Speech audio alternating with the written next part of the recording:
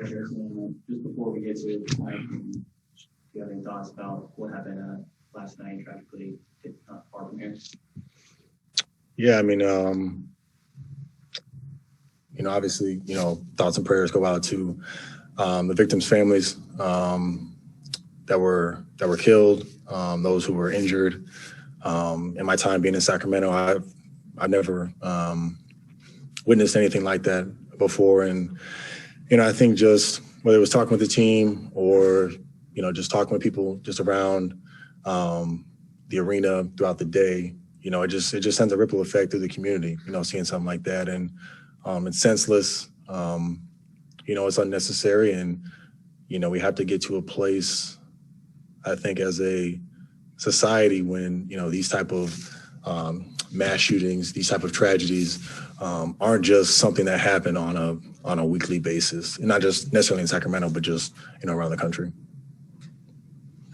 Along the same lines, can you just discuss a little bit how those conversations with your teammates go, and do you guys talk about using your platforms to address these issues head on?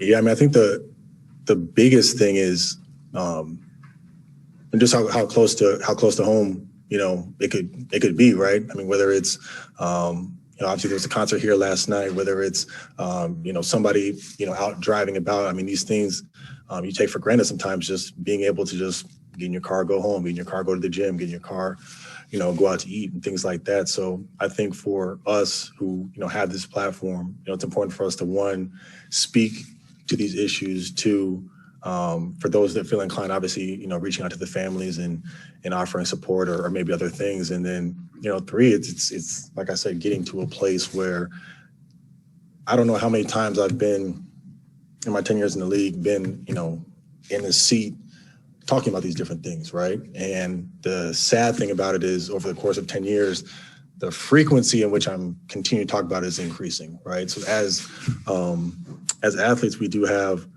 a platform to speak about these things and hopefully try to further the conversation past thoughts and prayers and more towards action of how we can stop this.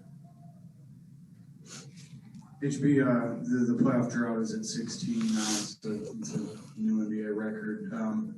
What do you make of that? Is that kind of, having been in the league so long and seen everything, is it staggering to you that one place can suffer for so long? And is that a weight that kind of you guys carry when you come to this organization that maybe has even made things more difficult for you to break through? Yeah, I mean, it's difficult. But to me, I think about stability. Since I got to SAC, I think it's just me and Fox. Those are the only two people in the entire organization that are still here. And this is my fourth season being here, right? So when you look at, obviously I can't speak to intimately over the years before I got here, but since I've been here, it's been a lot of up and down. It's been a lot of tough times.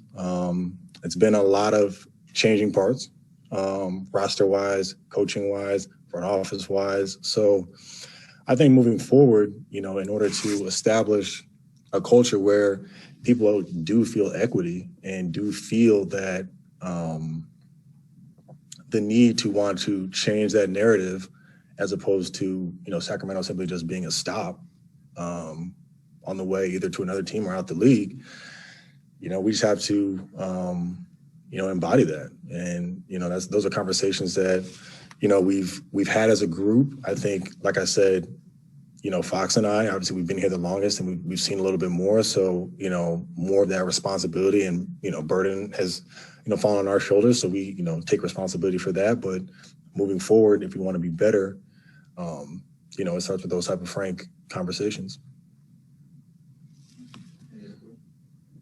All right, let's go ahead and go to Zoom. Christos, go ahead. Hey, HB, hope you're doing well. From your perspective, and after everything that happened this season, what is a priority for the next season? What is a priority to change as a team to become a playoff caliber team?